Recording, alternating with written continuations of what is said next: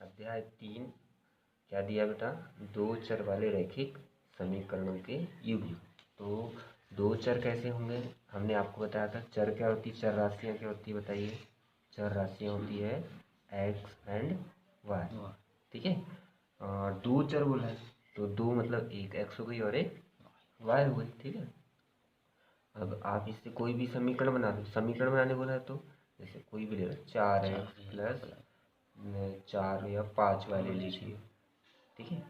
Is equal to कोई भी normal संख्या ले सकते हैं आप, जैसे कोई भी संख्या ले लो 20, ठीक है। ये है दो चर वाला रैखिक समीकरण, ठीक है। अगर हम इसी के बदले व्यापक समीकरण की बात करें, दो चर वाले रैखिक समीकरण का व्यापक समीकरण क्या होगा, ठीक है। व्यापक समीकरण की बात करें तो क्या लिखेंगे पता है आपको? 4 की जगह ax प्लस by बराबर c, ठीक है। तो इसका एक रूप और क्या बन जाएगा बताओ? c को इधर भी ला सकते हैं, तो ax plus by minus c is equal to 0। इसको इधर ला लेंगे, इसका एक रूप और क्या बनेगा बोलो? 4x प्लस 5y माइनस 20 बराबर 0, ठीक है। तो इसका ये एक व्यापक समीकरण रूप कहलाए। आया समझ में? ठीक है। दो चर वाला रैखिक समीकरण भी बोल सकते हैं इसको, और इसको व्यापक समीकरण, ठीक है ना। देखो इसी का प्लस रूप भी एक व्यापक समीकरण होता है, ठीक है। ax plus B Y plus C बराबर 0। देखो यहाँ पर एक और कंडीशन याद रखो कि ए और बी 0 नहीं होना चाहिए, ठीक है। यदि यही 0 हो जाएंगे तो फिर पूरे 0 हो जाएंगे, होंगे। और इसका एक और समीकरण बनता है जैसे a1x plus b1y plus c1 is equal to 0। तो यहाँ पर भी आपको वही समीकरण है, बस हमने यहाँ क्या लगा दी 1 1 1, ठीक है। आया समझ में? बन जाएगा निकलना। इसके बाद हम चलते हैं प्रश्नावली 3.1 का पहला क्वेश्चन क्या कह रहा है। आफ्ताब अपनी पुत्री से कहता है 7 वर्ष पूर्व मैं तुमसे 7 गुनी आयु का था, ठीक है। एक आफ्ताब नाम का लड़का है और एक उसकी पुत्री है। अब अपनी पुत्री से कहता है कि 7 वर्ष पूर्व, पूर्व का मतलब आपको पता होना चाहिए पहले या माइनस, ठीक है। अब से 3 वर्ष बाद, बाद का मतलब आपको पता होना चाहिए, बाद मतलब आने वाले, ठीक है। तो बाद मतलब प्लस, ठीक है। मैं तुमसे केवल 3 गुनी आयु का रह जाऊंगा। तो क्या है मतलब इस स्थिति में कि बीजगणितीय एवं ग्राफीय रूप से व्यक्त करिए। बीजगणितीय रूप अभी हमने आपको जो समीकरण बताया था ना, वो क्या है? बीजगणितीय रूप है। तो हम इसका हल देखते हैं, ठीक है। इसका हल देखते हैं।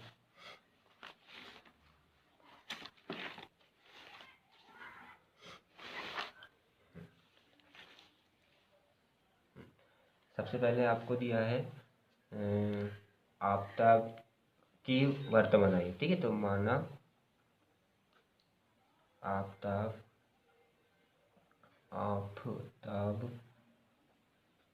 की वर्तमान आयु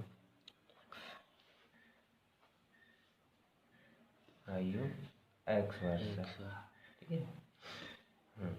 और उसकी पुत्री, हाँ ठीक है, और उसकी पुत्री की आयु y वर्ष, ठीक है। तो आफ्ताब की पुत्री की आयु y वर्ष है, ठीक है। तो हम इसको अगर ऐसे नॉर्मल समझे तो नॉर्मल कैसे समझ सकते हैं पता है? यहाँ पर उसके पिताजी हैं कोई, ठीक है,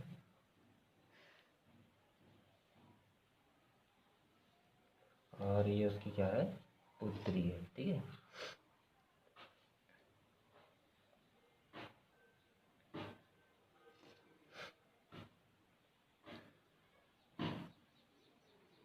ये पुत्री है और ये उसके पिताजी हैं। तो उसने बोला है कि इसकी आयु क्या है? x वर्ष है, इसकी क्या है? y वर्ष है।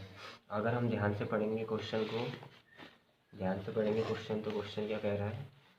क्वेश्चन कहना चाह रहा है कि 7 वर्ष पूर्व, है ना। 7 वर्ष पूर्व मतलब क्या करते हैं? पूर्व मतलब क्या करते हैं बेटा? बताओ, घटा दें, है ना। तो दोनों में घटाना पड़ेगा, ठीक है। 7 वर्ष पूर्व दोनों में घटा देंगे, ठीक है। और मैं तुमसे 7 गुनी का था, ठीक है, 7 गुनी का था, तो हम गुना किस में लगा देंगे। पहले तो देखो, अगर हम इसकी आयु को बराबर करेंगे तो हम गुना किस में लगा देंगे, पुत्री में, तभी तो पुत्री की आयु पिताजी के बराबर होगी, ठीक है ना। तो यहाँ कन्फ्यूज तो नहीं है, ठीक है। तो ये प्रथम शर्त से होगी, ठीक है। और अभी हम इसको इतना हल करके एक बीजगणितीय रूप बनाते हैं, ठीक है। बीजगणितीय समीकरण बनाओ। तो प्रथम शर्त से क्वेश्चन में ध्यान देंगे, प्रथम शर्त से क्या बोल रहा है कि 7 वर्ष पूर्व, है ना, 7 वर्ष, ऐसा मत लिखो। प्रथम शर्त से आफ्ताब की आयु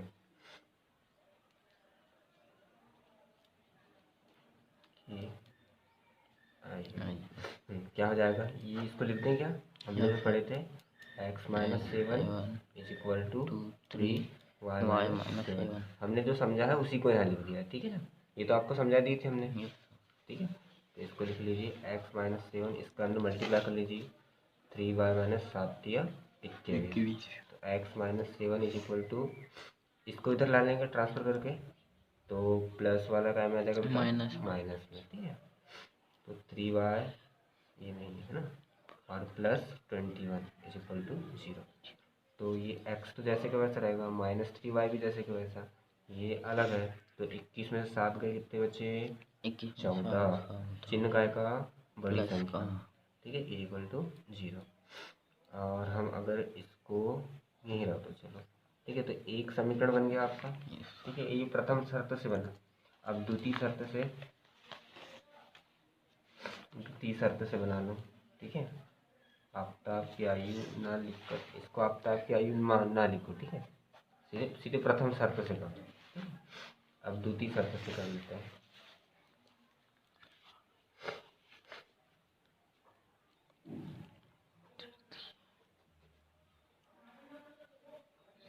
द्वितीय शर्त से, ठीक है, जिस टाइप से हमने प्रथम शर्त से किए थे उसको हम पुस्तक में ध्यान से पढ़ेंगे बाद में, ठीक है। अब से 3 वर्ष बाद, तो 3 वर्ष बाद का मतलब क्या होता है, प्लस होता है। तो दोनों में क्या लगा देंगे हम, प्लस। दोनों की आयु, पिता की आयु और पुत्री की आयु, दोनों में प्लस लगा दिए।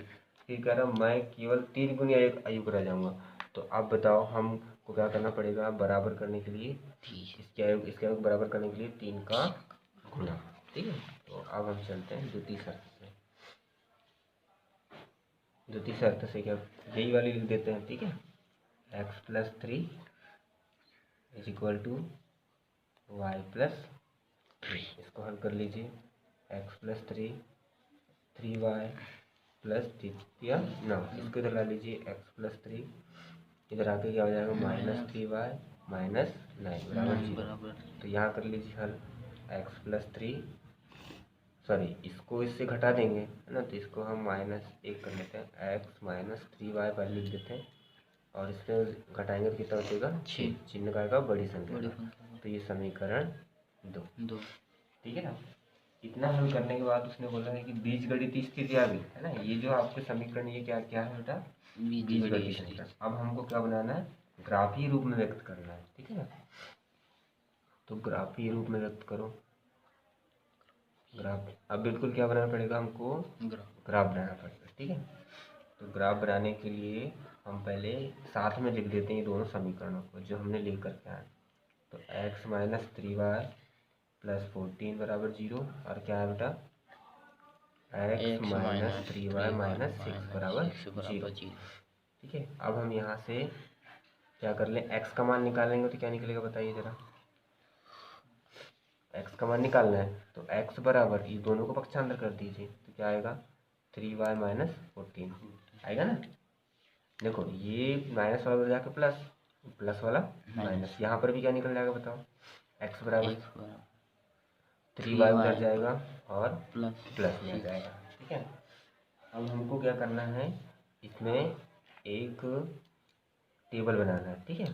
तो इसके लिए टेबल बना लेते हैं हम, 3y माइनस 14 के लिए तालिका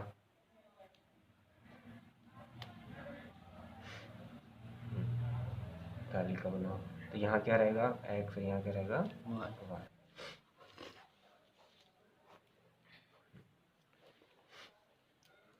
दो मान निकालना है, ज़्यादा नहीं निकालना है, ठीक है, दो ही मान में आ जाएगा।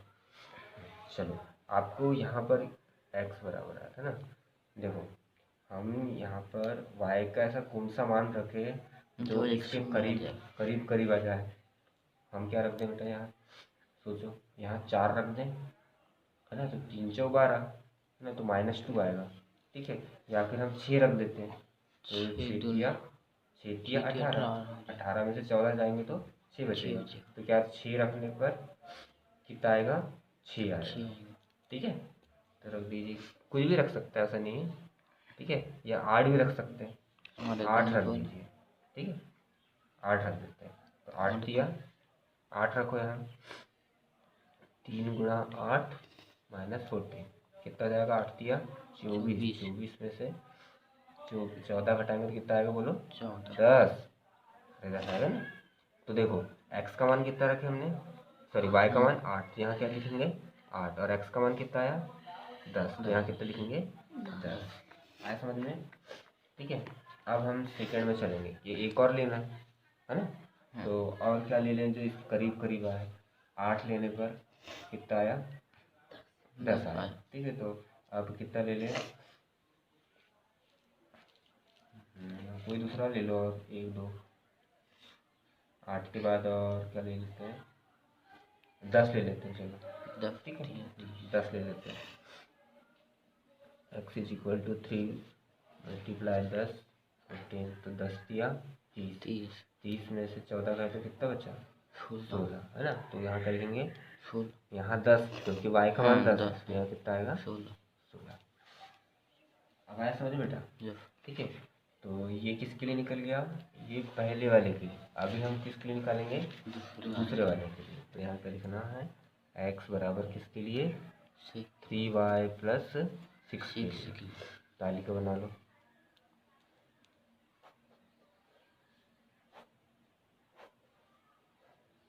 यहाँ x यहाँ y। चलो अब बताओ, इसके करीब लाना है, तो यहाँ कितना ले लें, 2 ले लें, 3 दूनी 6, 6 और 6 12 हो जाएगा, ठीक है। या फिर और कोई दूसरा भी मान ले सकते हैं, 1 ले लोगे तो कितना आ जाएगा 9 हो सकता है कि नहीं, 3 एकम 3 और 1 9, तो 1 ले लो, चलो। यार कोई दूसरा भी ले लेते हैं, 0 ले लो तो 6 बचेगा, तो 0 ले लो, चलो 0 लेने पर क्या हो जाएगा बताओ, नहीं 0, 3 गुणा 0 0, तो 0 लेने पर कितना आ रहा है 6, 0 लेने पर 6। अब 1 ले लो, 1 लेने पर क्या आ जाएगा, 3 × 1 + 6, तो 3 एकम 3 + 6, तो 3 और 6 कितना हो जाएगा 9, तो 1 लेने पर कितना है 9। आया ना समझ में। अब इस तालिका से हमको क्या बनाना है, एक ग्राफ ग्राफ खींच लेना है, ठीक है। ग्राफ खींचने पर आपको ये देखना है कि इनके बीच में देखो बड़ी बड़ी संख्या दी तो हमने एक को नहीं लिया, हमने 2 4 6 8 10 12 14 16 ले लिए, ठीक है। आपको ये याद रखना है। आप अगर छोटी संख्या आती है तो आप क्या लिख सकते हैं 1 2 3 4, ठीक है ना। और माइनस तरफ हमने बड़ा इसलिए ग्राफ नहीं बनाया क्योंकि माइनस में संख्याएं नहीं आएगी।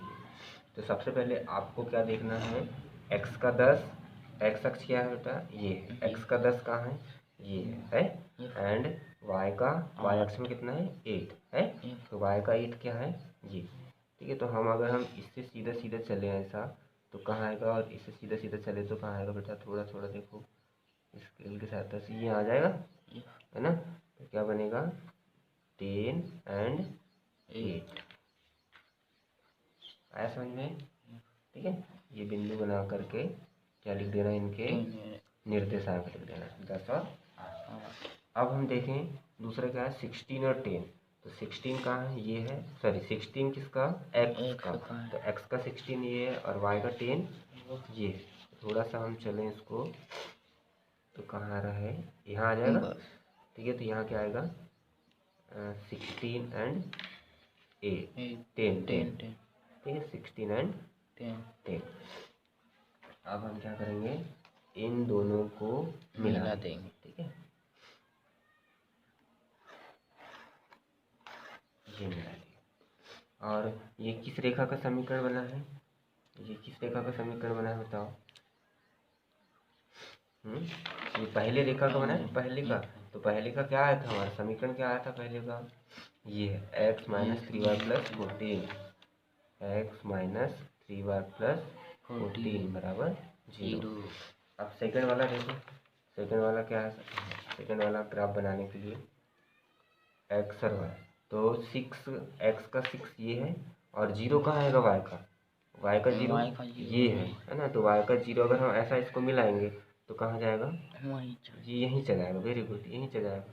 ठीक है, तो यहाँ ऐसा बिंदु लगा के क्या लिख देंगे, 6 0 लिख देंगे ना।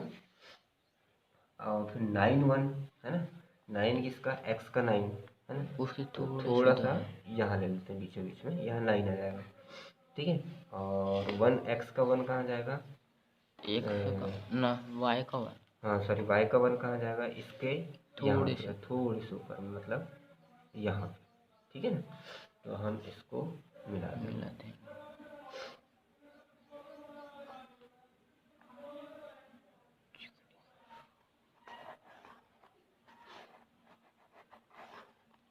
इस टाइप से।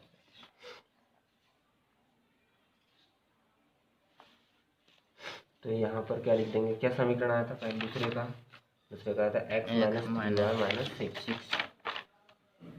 x minus 3y minus 6। तो ये आपका आ गया, और यहाँ पर निर्देशांक क्या आएगा, 19। ठीक है, तो इस तरीके से आपका ये ग्राफीय समीकरण हल होता है। ठीक है सिंपल है ना। यहाँ से स्टार्ट हुआ है, हम एक बार रिपीट कर देते हैं। ठीक है, पहले आपको वर्तमान आयु लेना है दोनों की। ठीक है, फिर आपको प्रथम शर्त से हमने देखा था, प्रथम शर्त से क्या क्या हुआ। ठीक है, प्रश्न से उसको लिख लेना है। ठीक है, यहाँ लिख दिया हमने, आया समझ में, दोनों को बराबर करके फिर हमने उसको हल करके समीकरण इक्वेशन नंबर फर्स्ट लाया। ठीक है, सेकंड में हम गए तो क्या हुआ, सेकंड शर्त से हमारे पास कंडीशन क्या आई, हमने यहाँ देखा है ना, इस शर्त को यहाँ लिख दिया। ठीक है, प्रश्न पढ़ करके फिर क्या हुआ बेटा, फिर ये हुआ कि इससे भी एक इक्वेशन बना दिए, और फिर हमने क्या करे, ग्राफीय रूप निरूपण करने के लिए हमने इस समीकरण से एक तालिका बनाई। ठीक है, तो तालिका बनाए, और तालिका बनाने के बाद हमने क्या बनाया, ग्राफ की रचना करी। है सिंपल। आइए हम इसका सेकंड क्वेश्चन देखते हैं। तो क्रिकेट की एक टीम है ना, उसका एक कोच है, कोच ने 39 रुपये लिए और क्या लाए, 3 बल्ले लाए और 6 गेंद खरीदा। ठीक है, यहाँ तक समझ आ गया। बाद में उसने एक और बल्ला खरीदा और उसी प्रकार की 3 गेंद और खरीदी। ठीक है, पहले उसने 3 बल्ले 6 गेंद 3900 रुपये में खरीदी, बाद में एक बल्ला और 3 गेंद कितने में खरीदी, 1300 रुपये में खरीदी। इस स्थिति में बीजगणितीय तथा ज्यामिति का मतलब हम आपको समझाते हैं कि वही ग्राफ। ठीक है, हमको इसमें ग्राफ की ही रचना करनी है, तो हम इसका हल लिखते हैं। ठीक है, आप लोग प्रश्न में ध्यान देंगे। ठीक है, तो क्रिकेट है, ठीक है, क्रिकेट टीम में आपके पास क्या है, बल्ला है। ठीक है,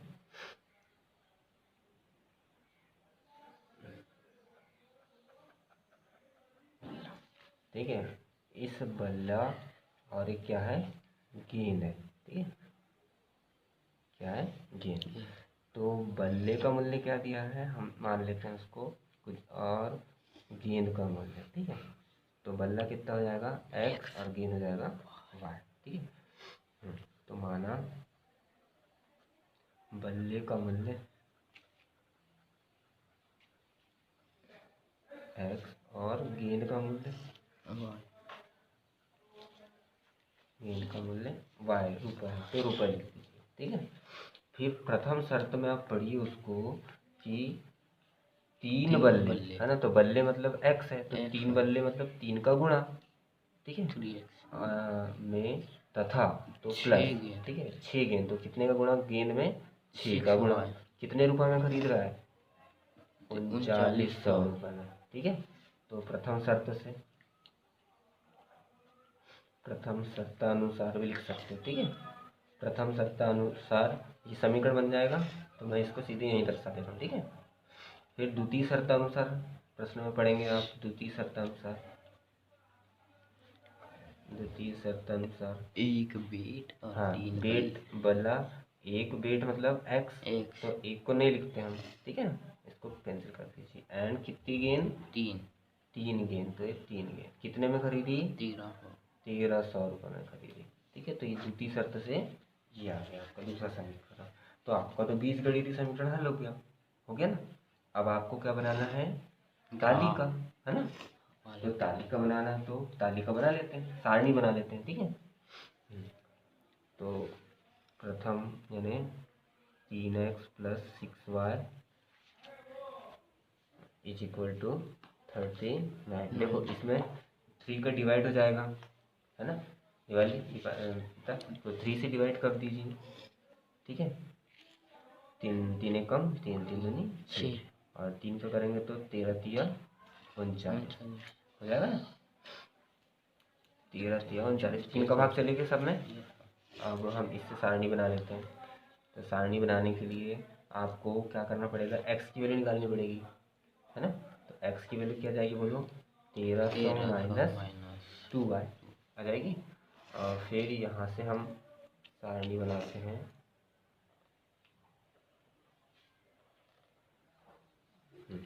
सारणी बनाइए जरा।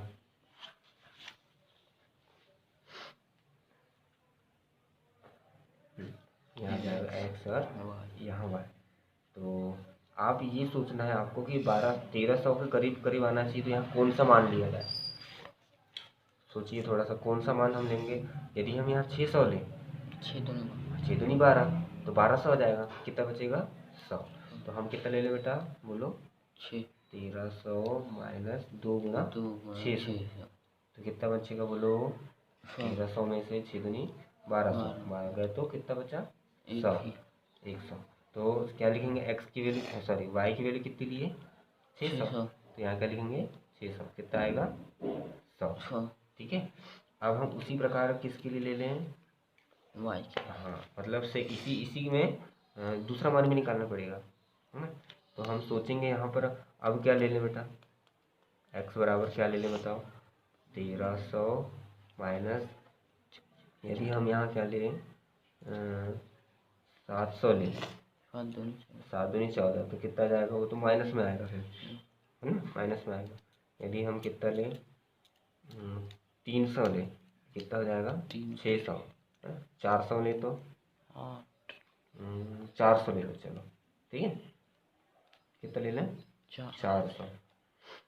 तो यहाँ कितना आ जाएगा बोलो? 2 गुणा 400, ठीक है ना।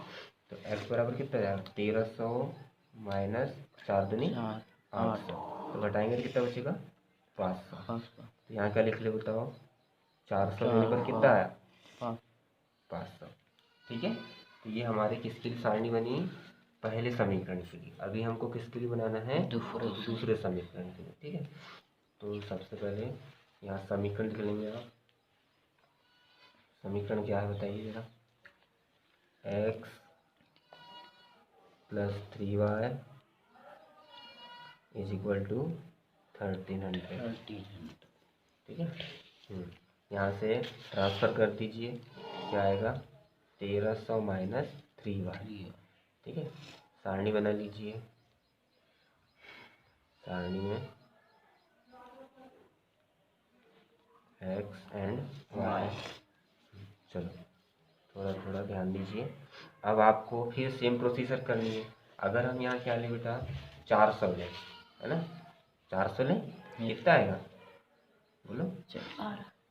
4 या 12, तो 1300 माइनस 3 गुणा 400, तो कितना बचेगा? 1300 माइनस 1200, 100 बचेगा। तो यहाँ क्या लिखेंगे बोलो? नहीं, y की वैल्यू कितनी ली है? 400, तो कितना आया? 100 आया बेटा। अब हम सेकंड में चले, मतलब एक और मान के निकालना पड़ेगा।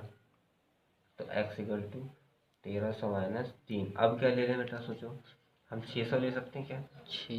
है ना, 600 ले लो जरा। तो 6 या 18 ज़्यादा हो जाएगा, 5 या 15 भी ज़्यादा है। 400 हो गया, 300 ले लें। 300 ले लेते हैं। तो x is equal to 1300 minus 3 या 900, तो क्या आ जाएगा बोलो, घटाने पर 400। 300 लेने पर कितना आया, 400 आया। ठीक है, ऐसा लेना है, ऐसा नहीं। अब हम इसके लिए क्या बना लें, ग्राफ। देखो अब हम पहले समीकरण के लिए तालिका देखेंगे, सारणी देखेंगे, तो x का 100 कहाँ पर है, ये है, एंड y का 600 कहाँ पर है, ये। तो हम इसको अगर ऐसे सीधा चले बेटा तो कहाँ बन जाएगा, ये बिंदु यहाँ बन जाएगा। ठीक है, और बिंदु बना के क्या लिख देंगे, इसके निर्देशांक, x के 100 और y के 600, तो ये बन गया। सेकेंड वाला देखो, सेकेंड वाला क्या है, 400 एंड 500। तो पहले x का 500 कहाँ है, x का 500 ये है ना, एंड y का 400, y का 400 ये है। तो कहाँ आएगा बेटा, ये यहाँ आ जाएगा, देखो सही है।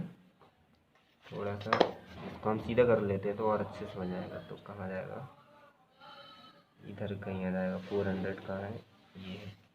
ठीक है, वो कितना 4 ही ला रहा है ना, यहाँ आएगा। तो यहाँ कितना लिखते हैं, पहले तो x की वैल्यू तो 500 कॉमा 400, ये हो गया हमारा पहले इक्वेशन के लिए। और हम इस दोनों से स्केल की सहायता से दोनों बिंदुओं को मिला देंगे। ठीक है, और यहाँ पर क्या लिख देंगे बेटा, यहाँ लिख देंगे पहले का समीकरण। पहले का समीकरण क्या है बोलो, 3x + 6y = 39। ठीक है, अब हम सेकेंड वाले के लिए ग्राफ खींचते हैं। तो सेकेंड वाले के लिए तालिका देखेंगे, x का 100 ये है और y का 400 ये है। तो कहाँ जाएगा, यहाँ आ जाएगा। ठीक है, तो यहाँ निर्देशांक लिख दीजिए, यहाँ क्या आ जाएगा, 100, 400। फिर x के लिए 400, तो ये x के लिए 400, y के लिए 300, तो ये चले ये चले ये आ जाएगा। ठीक है, तो क्या आ जाएगा, कॉमा लगा के 400, 300। ठीक है, और हम इन दोनों को आपस में मिला देंगे।